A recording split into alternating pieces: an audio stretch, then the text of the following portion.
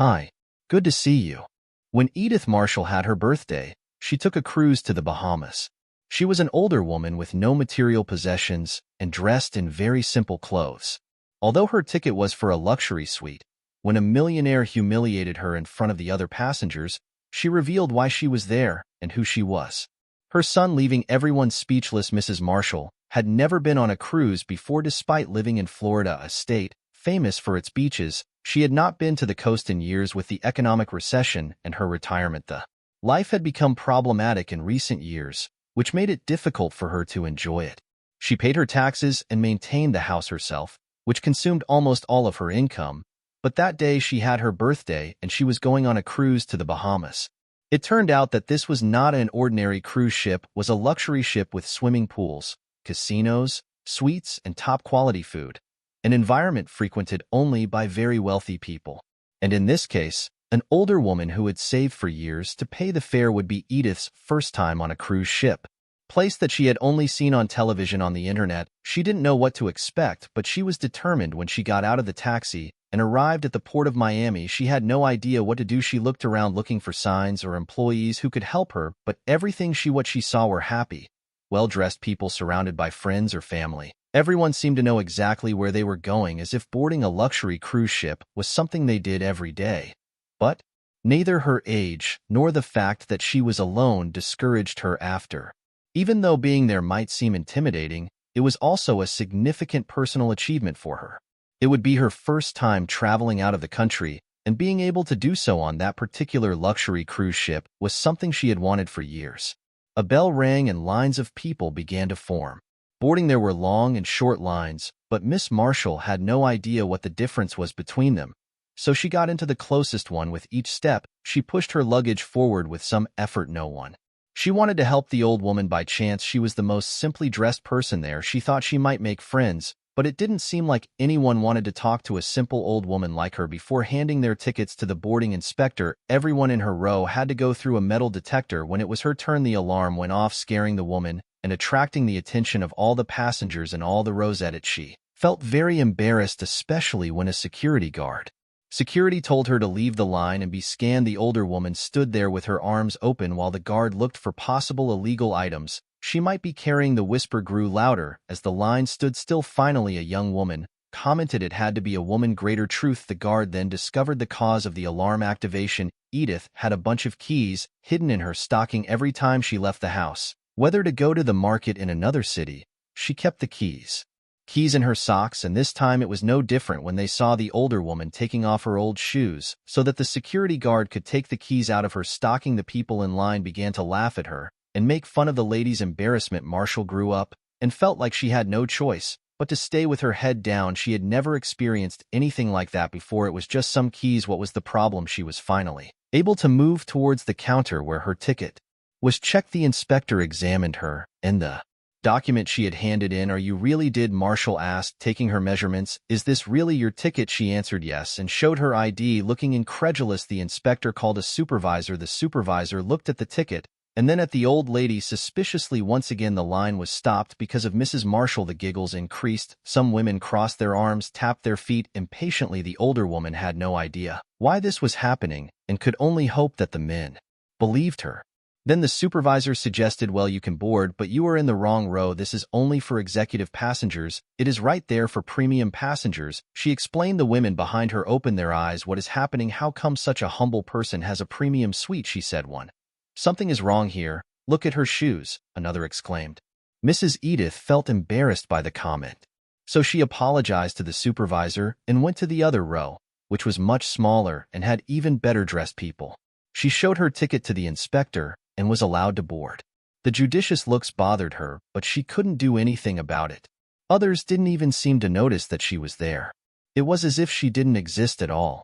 The fact was that no one there could imagine what was coming. Mrs. Marshall had never seen a ship that size before. How was it possible that something so giant could float? Yet, she had reason to trust the cruiser, and the crew operating it were amazed and also unsure of where to go. Going where the luxury suites were, he approached a crew member in uniform who was standing in one of the hallways. When he saw the older woman dressed in simple clothes and old shoes, he thought she was just a curious low-income tourist lady. These suites are only available to VIP travelers. the crew member told her, diverting his attention to a handsome, well-dressed man who also needed help. Then Mrs. Marshall decided to stay behind. A group of people who passed by her looked like they knew where they were going. She must have been the only person in the area who had never been on a cruise. Besides being poor and looking poor, she was also an older woman, which made it even more obvious that no one wanted to be on near her. Mrs. Edith would try to make a point when someone said something to her, but they would usually be evasive and walk away, leaving her alone. Once again, then they reached a place marked Executive Suite. This was not where the room was supposed to be. Mrs. Marshall, the woman, began to worry. Her arms were shaking because she had been trying to carry her bags there with effort. She looked at her watch from time to time. A young crew member finally noticed how restless the older woman seemed and offered to carry her bags. "I have no idea where my place is," young man said humbly. "This cruise is huge." The young man asked her to show him her ticket and was surprised when she handed it to him. He didn't expect her to be a premium suite traveler, but the young man, he didn't lose much time to judge before collecting Mrs. Marshall's suitcases and escorting her to her room. The girl from the Florida countryside felt lighter. She was no longer alone, and she would finally reach her cabin. It seemed that everything was going to work out as planned. She followed the young man until that they entered a beautiful and luxurious area full of other travelers. "Your ticket says that you belong here. Now you can follow this line, okay?" said the young man, leaving his luggage on the ground. "I will be right back to help you," before leaving to take care of other things. The problem was that the suitcases were left on the floor in the way of other people, and a man who seemed to be a millionaire felt uncomfortable and decided to talk. "This is the last thing I need. I pay a fortune to stay in a luxurious and quiet place, and I have to deal with this," she said. She tried to defend herself. "But my ticket is in this same sector, sir." The man simply frowned and said that it was not possible. The sailor returned and observed the mess that had occurred. He quickly took the lady's ticket, Marshall, and showed it to her, confirming what she was saying. "I can't believe we have reached such a low level when the rabble of this country began to be able to take a cruise like this." These words completely surprised Mrs. Edith, leaving her speechless. She wanted to cry. She didn't have idea of why that man and others were offended by his mere presence. Some people criticized the man for his speech because they felt it was appropriate to speak in that tone to an older woman. Others, on the other hand, agreed with the man and thought it was absurd to have that kind of people in the first class of a cruise. "I would like to know how that old lady got here. It was charity. She won a raffle or a radio raffle. The poor love a raffle." Truth, one person said. This hurt Mrs. Marshall. No, she was able to hold back her tears while she put her hands on her face. Finally, a young woman saw what the man did to the old woman and came out in her strict defense. "You don't see that she has as much right to be here as you do? You are not ashamed to talk like that to a woman?" Old woman.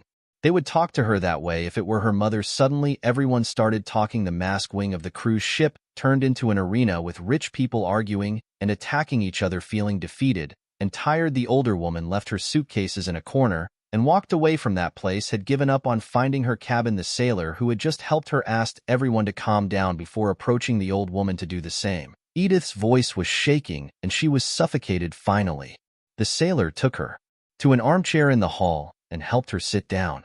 At that moment, she dropped an old photograph on the floor. The sailor rushed to pick it up for her.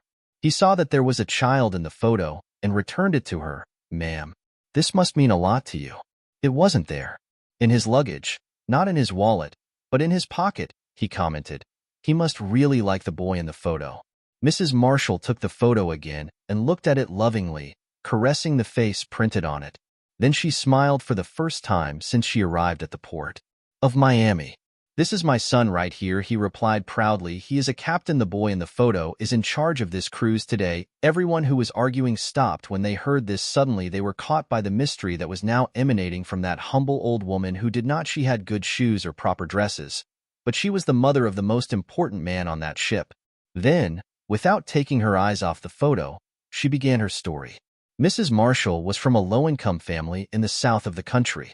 Her parents had a small farm and, thanks to her, they managed to escape hunger during the difficult times of their childhood. Edith was the eldest of 3 children responsible for their upbringing. Lily, she was the youngest and was sick. Edith lost count of the times she had to miss school to take care of, while her mother worked the fields. A few months after the attack on Hard, Edith's father had to join the army after fighting against the Japanese.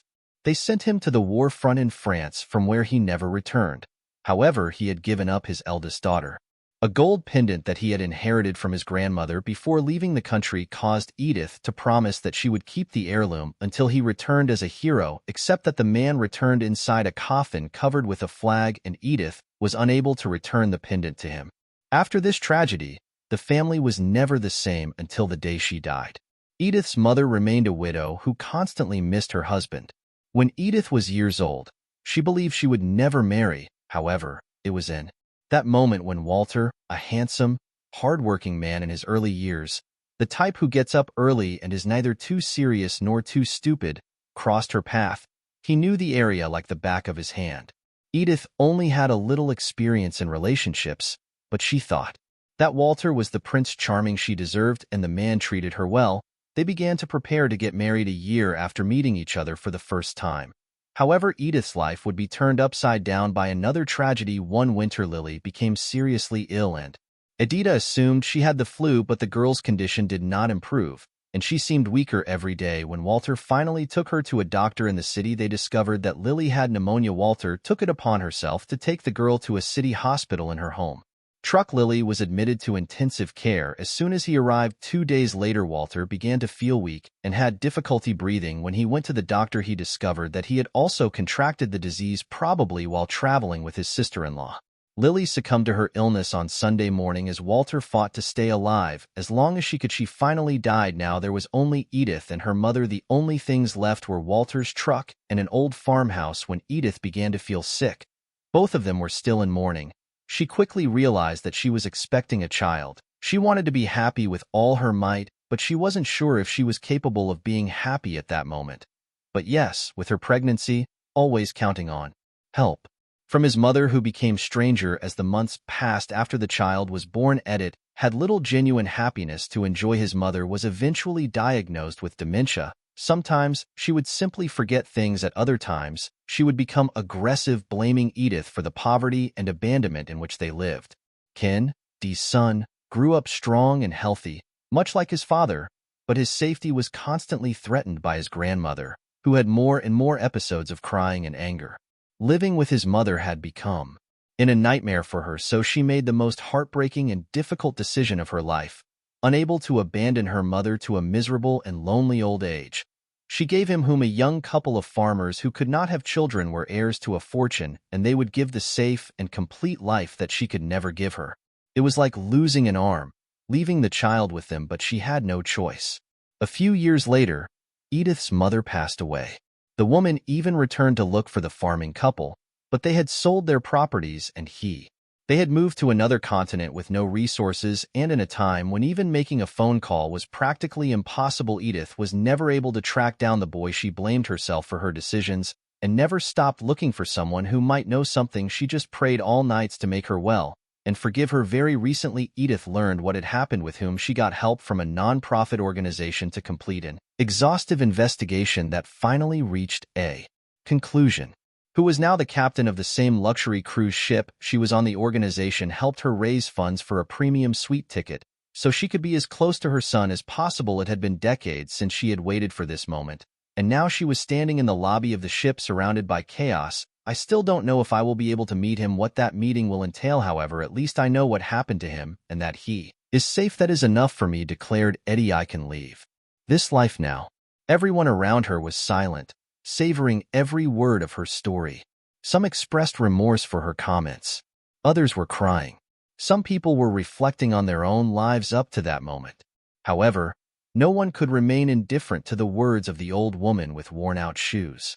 She was so absorbed in his excitement, he didn't notice the sailor who helped him out of the lobby and into the cruise control room. It wasn't long before a message was transmitted over the ship's speakers. Please give me a minute of your time, travelers. I am your captain, Edith Marshall. Although our cruise has not yet left land, I hope that the next few days at sea will give you the opportunity to change your lives. We never travel in a straight line. It is a treacherous road with powerful storms and huge waves, so it is essential to maintain balance, have a strong hull, and most importantly, never lose sight of your final destination. A strong cruise may seem like the safest thing in the world, but only the wind is more dangerous than the waves. We must be attentive and prepared. Have a good trip, everyone. Tears fell from Edith's face as she listened to her son's voice. Her son, whom she had never met, The old woman could not believe that she had finally found him after all these years, and that now he was there leading the same cruise that she was traveling on.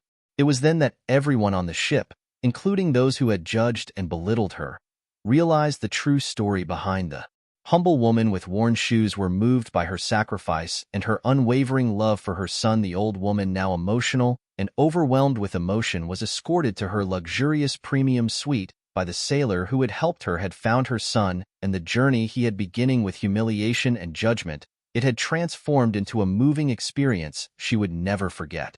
Mrs. Marshall spent the rest of the cruise enjoying her son's company and sharing stories of their separate lives during. For so many years, the lesson of humility and forgiveness that all passengers learned from this experience was a reminder that despite our differences and prejudices, we all have our own stories and challenges to face in life, and sometimes those stories can surprise us and remind us of the importance of compassion and empathy towards others.